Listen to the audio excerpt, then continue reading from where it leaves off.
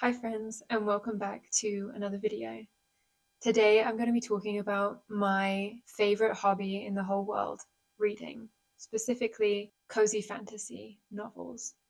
Cozy fantasy is a genre that is very low stakes, meaning nothing really bad is going to happen to the characters in the book, and the stakes themselves are more personal and less the whole world is doomed if we don't complete this mission. I really enjoy these novels when either my anxiety is really high or I just finished a very high stakes book.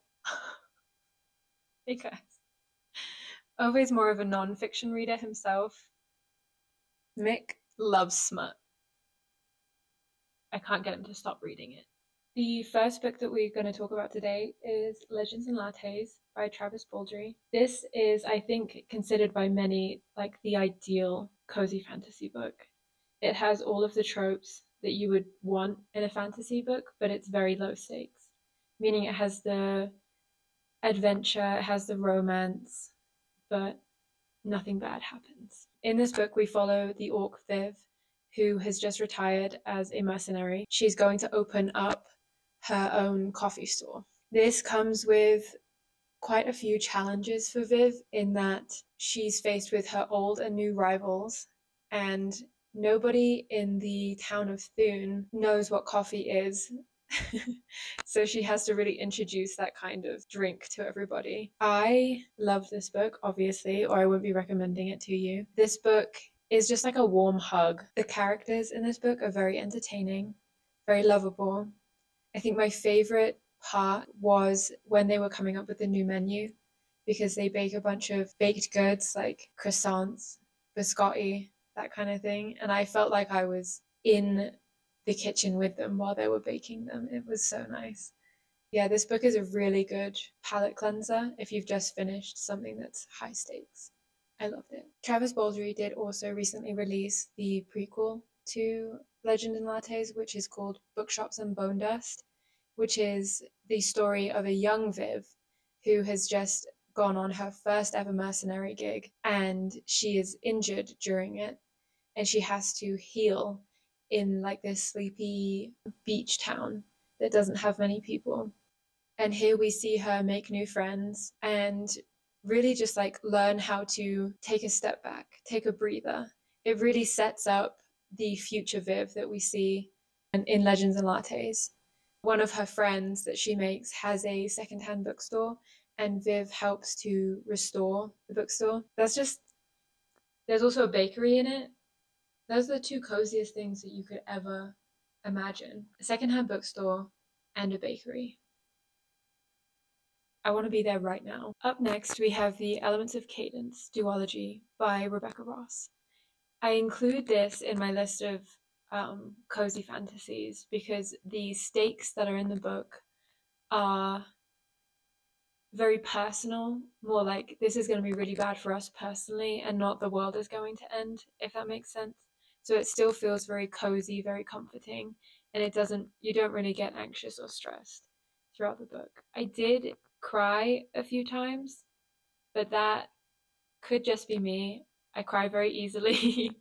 So if you read this and you cry, just know that you're not alone. I absolutely loved this duology. In this, we follow the character Jack, who has not set foot on the island in 10 years since he was sent to the mainland to study music.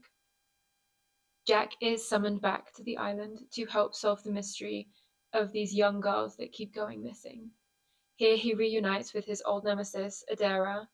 They were childhood enemies, I would say. What happens after that is just this gorgeous story of folklore and magic and this gloomy island, which are some of my favorite things. I thought that the relationship between Jack and Adara was really endearing and very well written. In the second book of the duology, I somehow liked this one even more. I gave the first one 5 stars. I wish I could give the second one 6 stars. We dive even deeper into the folklore of the island. We get to meet and interact with the different spirits much more. The story that evolves and the character development was really, really well written and very entertaining.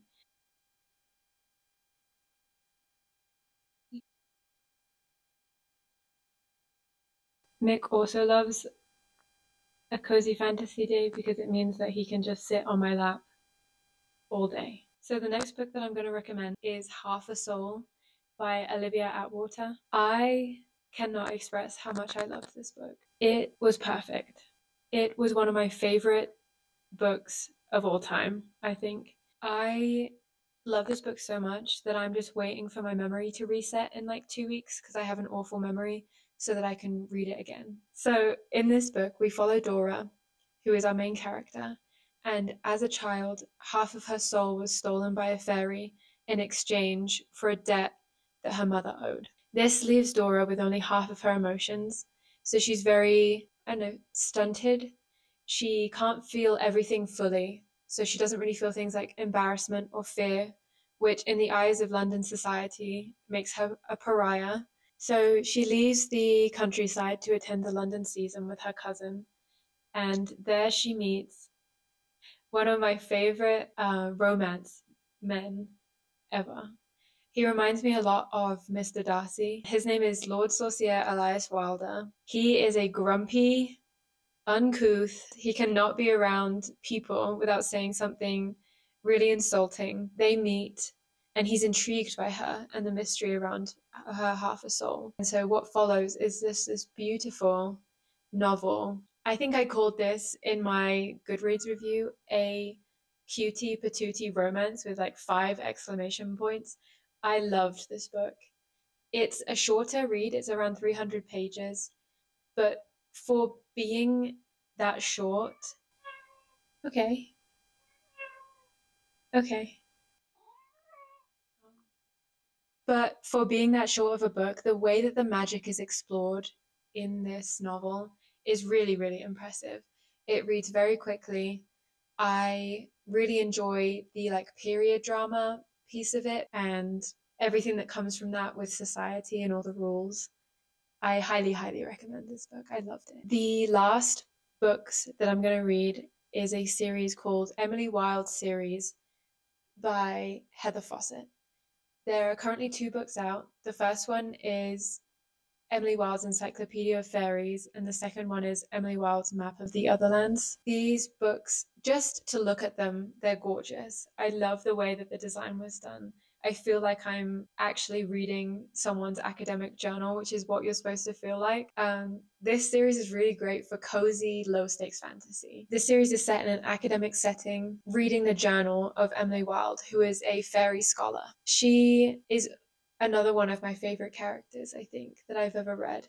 She is socially inept, very focused on her academic studies, not really interested in talking to anyone unless it's about fairies and if it can improve her knowledge of fairies. We follow her as she travels the world, searching for fairies and conducting research. With her is Wendell, who is also technically a scholar, but barely. He is the complete opposite of Emily. He is a social butterfly. He's very bubbly and very good at talking to people. He also doesn't really care about his academic pursuits very much and has been accused of making them up in the past. The relationship between the two and the banter between the two is really, really good, and I love it. In the first book, we follow Emily as she is completing her Encyclopedia of Faeries and the adventures that come from that. I think one of my favorite parts of this series is how in depth we get with the different fairies and learning about them, because it makes them feel like they are real in that setting. Even the journal has like little footnotes at the end of the chapter so that you can read even more about what happened in the chapter, which I thought was really interesting and very well done. I also can't wait to get my hands on like a real life copy of these books because they are just gorgeous and I think they're so pretty. Yeah. So that brings us to an end to this video. If you have